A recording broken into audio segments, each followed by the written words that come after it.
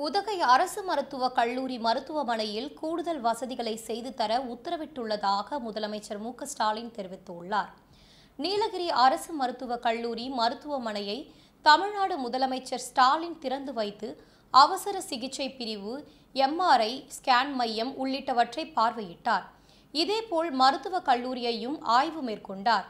பின்னர் செய்தியாளர்களை சந்தித்த முதலமைச்சர் மு.க.ஸ்டாலின் உதகை அரசு மருத்துவக் கல்லூரி மருத்துவமனையில் கூடுதல் வசதிகளை செய்து தர உத்தரவிட்டுள்ளதாகவும், புதிதாக திறக்கப்பட்ட உதகை அரசு மருத்துவக் கல்லூரி மருத்துவமனை மக்களிடையே பெரும் வரவேற்பை பெற்றுள்ளது எனவும் கூறினார். இந்த மருத்துவக் கல்லூரி மருத்துவமனையுடைய ஹாஸ்டலையும் அது எப்படி இருக்கு அப்படின்னு ஒரு இன்ஸ்பெக்ஷன் பார்க்கறதுக்காக நான் இங்க வந்தேன்.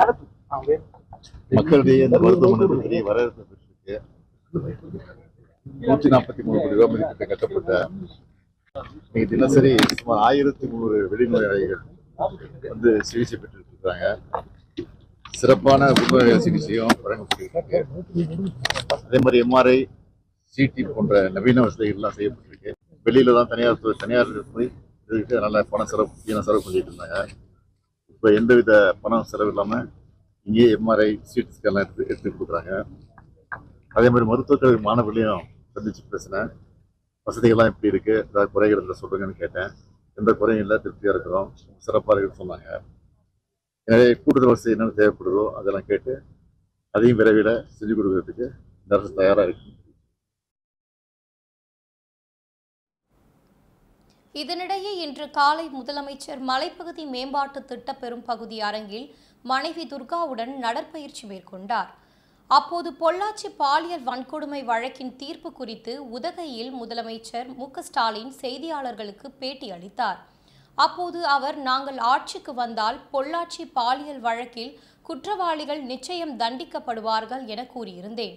உண்மை குற்றவாளிகள் நிச்சயம் தண்டிக்கப்படுவர் என 2019 தேர்தலின் போது வாக்குறுதியாக சொன்னேன். யாருடைய பிள்ளையாக இருந்தாலும், எத்தனை செல்வாக்கு மிகுந்தவராக இருந்தாலும் குற்றவாளிகள் தண்டிக்கப்படுவர் என கூறியிருந்தேன். சொன்னது போல் பொள்ளாச்சி பாலியல் வழக்கு குற்றவாளிகளுக்கு தண்டனை வாங்கி கொடுத்துள்ளோம் என கூறினார். நான் போன பார்லிமெண்ட் எலெக்ஷன்லேயே இந்த பார்லிமெண்ட் எலெக்ஷன் அதுக்கு முதல்ல அந்த பார்லிமெண்ட் எலெக்ஷன் போய் இடைவு காட்சிக்கிறப்போ இந்த பொள்ளாச்சியில் என்ன நடந்துச்சுங்கிறது நம்ம தெளிவாக சொல்லியிருக்கேன். எலெக்ஷன் நேரத்தில் நாங்கள் ஆட்சிக்கு வந்தால் நிச்சயமாக உறுதியாக யார் குற்றவாளியோ அவங்க தண்டிக்கப்படுவார்.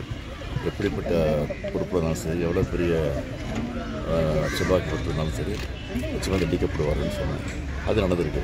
அதனால தான் அசம்பிளியில் கூட கடந்த சட்டமன்ற கூட்டத்தொடரில் அசம்பிளியில் கூட பேசும்போது இந்த ஆட்சியினுடைய எவ்வளோ ஆட்சிக்கு பொள்ளாச்சியே சாட்சி, பொல்லாத ஆட்சிக்கு பொள்ளாச்சி சாட்சின்னு சொல்லியிருக்கோம். இதுதான் நடந்திருக்கு.